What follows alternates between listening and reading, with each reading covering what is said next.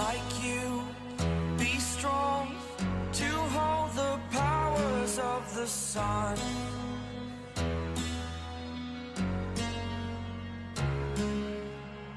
To dream. Pendant plus d'une heure, le président sortant, qui verra un débat à l'opposé avec Marine Le Pen mercredi soir sur TF1 et France 2, a pu hier soir parler de ses idées, de son programme sur le plateau de France 5, c'est à vous.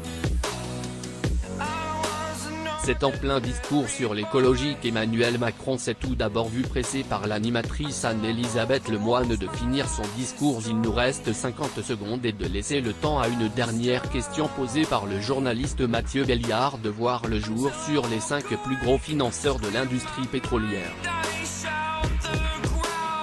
Anne-Elisabeth a alors tenu à expliquer au président Emmanuel Macron qu'il faut qu'il réponde en 30 secondes.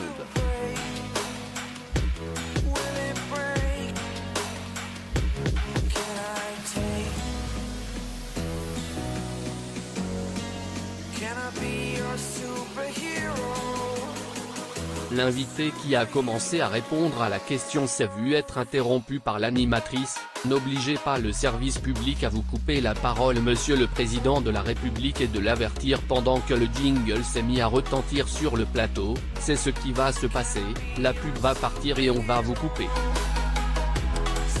L'invité, qui a commencé à répondre à la question, s'est vu être interrompu par l'animatrice. N'obligez pas le service public à vous couper la parole, monsieur le président de la République, et de l'avertir pendant que le jingle s'est mis à retentir sur le plateau. C'est ce qui va se passer, la pub va partir et on va vous couper.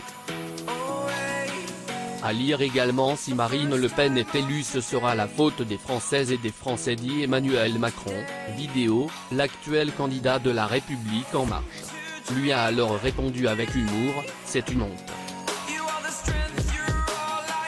Anne-Elisabeth Lemoine est tout de même parvenue à annoncer la deuxième partie de l'émission, avec au programme la suite de la discussion avec Emmanuel Macron sur les thématiques suivantes: le conflit en Ukraine, la place de la culture dans le potentiel quinquennat du président sortant.